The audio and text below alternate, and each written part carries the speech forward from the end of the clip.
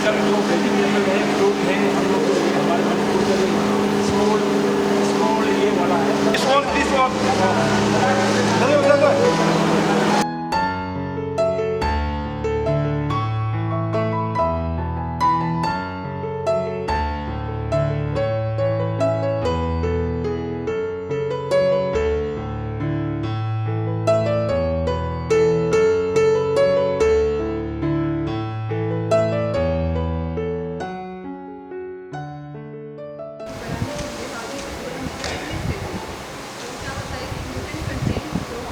अगर इसको हम ठीक से संभाल दिए तब ये दिखने पड़ेगा, वो हम कर सकते हैं।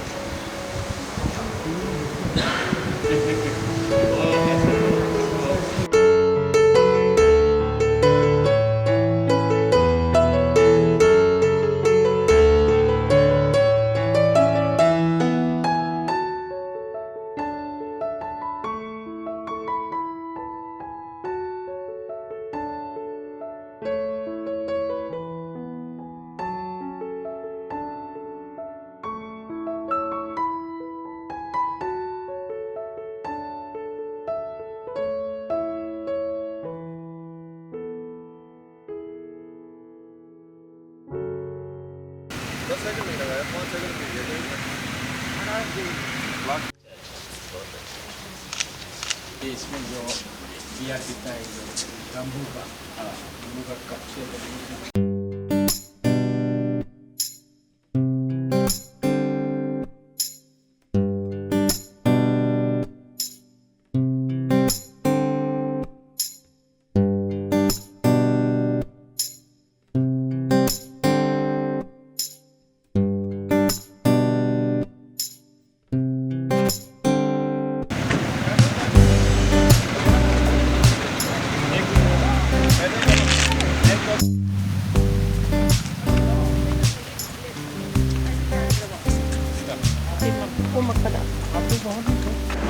There's no student from Nagaland. We have two numbers.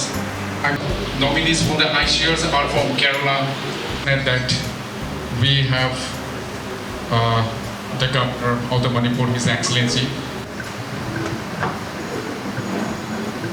School के टेस्ट से एग्रीकल्चर एजुकेशन को इम्प्लीमेंट करना कैसा होगा?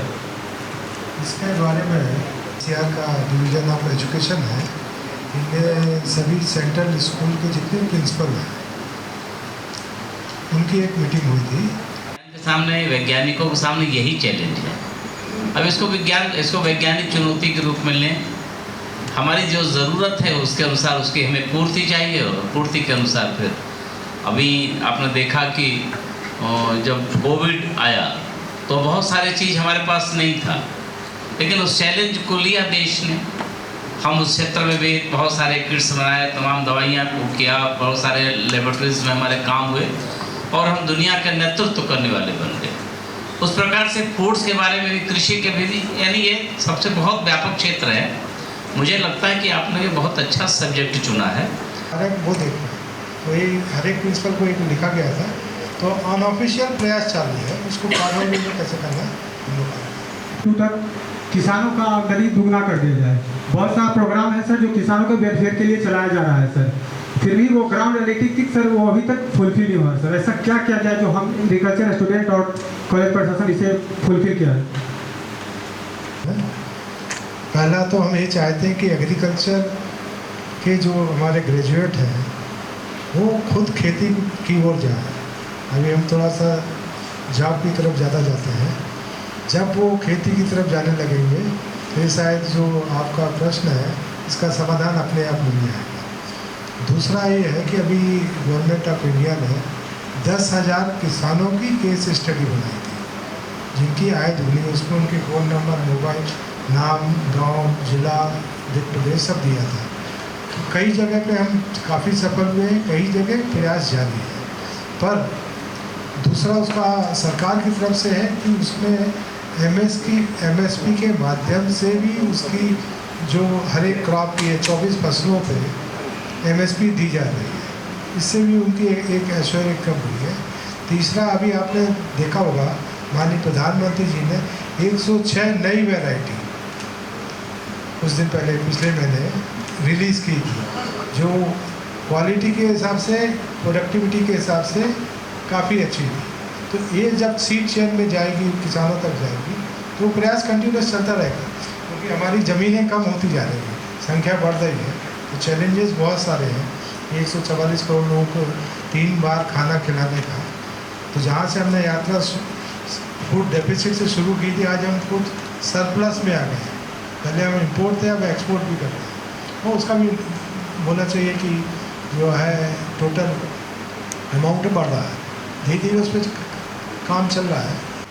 तो उसमें पहले पढ़ाया जाता था उत्तम खेती, मध्यम बान, निषिद्ध चाकरी, भीख निदान, यानी 4 प्रकार के पुरुषार्थ माने जाते थे। उसमें सबसे उत्तम खेती, यानी जो सबसे अच्छा काम क्या है, एग्रीकल्चर था। उत्तम खेती, मध्यम बान, बान माने व्यापार, खेती पहले नंबर पर है, व्यापार दूसरे नंबर पर आता है, और निषिद्ध चाकरी जो तीसरे नंबर का जो है वो है नौकरी मानी जाती, सर्विस क्लास माना जाता था। वो कैसे थी? वह अपना जो कृषि था उसके कारण थी। उत्तम खेती, लोग यहाँ खेती करना अपना सबसे बड़ा माध्यम मानते थे। उत्तम खेती, मध्यम बान। जब हम गुलामी के काल में चले गए तो सबसे बड़ा हमारा खेती, हमारा किसान होना, यानी हमारा जो बेहतर काम था उसको हमने छोटा काम मान लिया। हल चलाना हमने छोटा काम मान लिया। हमारी माताएं बहनें खेत पर जाएं, इसको हमने छोटा काम मान लिया। यानी जो कुछ भी हमने हमारे, जिसके कारण हम गर्व से कहते थे हम ऊंचे थे, बड़े थे, श्रेष्ठ थे, मजबूत थे, उसको हमने छोटा मान लिया जी। हम किसान कहना छोटा हो गए, हल रखना छोटा हो गए, जबकि कृष्ण बलराम भी बलराम की पहचाने की उदाव भैया बलराम का मतलब कि खेत अपने कंधे पर बल रखते थे, और उसके कारण हम छोटा मान लिए। यानी हम तमाम प्रकार के ऐसे शिकार हो गए जिसके कारण हमारे मन में हमारे व्यवसाय, हमारा प्रोफेशन, हमारा व्यवसाय, हमारा खेती, ये सब छोटा काम लगने लगा। हम दूसरी तरफ बढ़ने लगे। आज एक बार फिर से देश उसी तरफ वापस आ रहा है कि बरसात के प्राकृतिक कठिनाइयों के कारण उनके फसल नष्ट हो जाते हैं, उसके कारण वो बेचारे परेशान हो जाते थे। भारत सरकार ने ऐसे बहुत सारे स्कीम्स, उसको पढ़ना पड़ेगा, भारत सरकार ने तमाम उस जिनके कारण उनको पूर्ति होती थी, किसान नुकसान हो गया तो इतना % यदि नुकसान है तो आपको कुछ नहीं मिलेगा, लेकिन अब सरकार ने उस संशोधन किया। यानी आपको खेत में भी तमाम उसे भी कानून बनाए, यदि आपका बरसात से हो जाता है, जल जाता है, आपका खेत खलिहान में भी अगर किसान का फसल जल जाती है, बाढ़ से डूब जाता है, अनेक प्रकार की क्षति हुई तो किसान उसके लिए भारत सरकार उसकी आपूर्ति करती है। यानी किसानों को प्रोत्साहित करने के लिए भारत सरकार ने अनेक स्कीम चलाए। किसान सम्मान निधि चलाया। एग्रीकल्चर में अभी अंडर ग्रेजुएट हूँ BSc एग्रीकल्चर में। सर, मेरा सवाल थोड़ा सा आपकी अनुभूति को लेके है। आप तो शिक्षा के क्षेत्र से काफ़ी जुड़े हुए हैं, तो उस हिसाब से मैं आपसे ये पूछना चाहती थी कि आपको क्या लगता है कि ये जो पीढ़ी चल रही है, इसका सबसे बड़ा स्ट्रेंथ क्या है पढ़ाई के क्षेत्र में, और सबसे वो बड़ा वीकनेस जो उनको ओवरकम करनी चाहिए, और इसमें शिक्षा टीचर्स को क्या मतलब भूमिका होना चाहिए इसमें?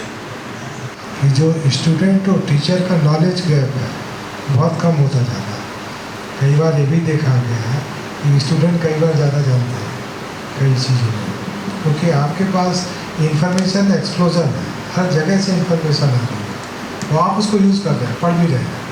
तो हमारे लिए बिगेस्ट चैलेंज है कि टीचर को अपडेट कैसे रखा जाए, उसको रोज़ नया सीखना है, रोज़ नया पढ़ाना है। आपने गूगल में देखा होगा 2 लाख पेज रोज जुड़ जाते हैं उसमें, तो हमको हमेशा अपडेट होना है। दूसरा स्टूडेंट के साथ ये है कि अभी हमने दिल्ली में भी चर्चा की कि जो हमारा कोर्स कैरिकुलम है पहले 5 साल 10 साल में रिवाइज होता था, अब हमने कहा ये कंटिन्यूस प्रोसेस होना चाहिए, रोज़ रिवाइज होना चाहिए। अब ऐसा नहीं चलेगा कि 5 साल में 10 साल में, तो इस चैलेंज पे जो आपके मन में प्रश्न है उस पर हम लोग काम कर रहे हैं। दूसरा एक और विषय है जिस पे हम लोगों ने चालू किया कि 2047 में एग्रीकल्चर कैसा होगा, उसके लिए कौन से विषय अभी से पढ़ाना चाहिए, इसलिए फ्यूचरिस्टिक एजुकेशन है, इस पर आप लोगों के साथ कई बार डिस्कशन हुआ है। तो उसके लिए हमें अपने टीचरों को भी तैयार करना है। हम लोग जब पढ़ते थे कंप्यूटर नहीं था, इंटरनेट नहीं था, मोबाइल नहीं था, सबसे हाईएस्ट टेक्नोलॉजी थी हमारा कैलकुलेटर, और आज हमको चैट जीपीटी को भी देखना पड़ता क्या है। तो ये चैलेंज है, इसको ध्यान में रख के आगे हम लोग तैयारी करें। धन्यवाद। घर से ही तैयार करते हैं, वो घर से पहले तैयार कर लेते हैं और कहते हैं कि चलो आज पूछेंगे, देखें उनको आता है कि नहीं आता है। तो एक तो आपके प्रश्न का उत्तर ये है कि पहले हमारे मन में हम किसी गुरु से किसी से जानना चाहते हैं तो उसकी परीक्षा न लें, उसके पास श्रद्धा रखें। तो श्रद्धा रखेंगे तो उसके प्रति विश्वास रखेंगे, विश्वासम फलदायकम। आप भी इस बात को समझ सकते हो। कई बार होता है कि हम प्रश्न को करके और आपस में तय करते हैं चलो आज पूछा जाएगा, इसी में अध्यापक डिस्टर्ब हो जाएगा, बाकी हम लोग एंजॉय करेंगे, थोड़ा आनंद ले लेंगे। तो क्लास में एंजॉय करने का मन में योजना न कोई प्लानिंग करके मत आओ, जानकारी जिज्ञासा लेकर के। हमारे मन में जिज्ञासा होनी चाहिए, जिज्ञासा श्रद्धा के साथ होना चाहिए।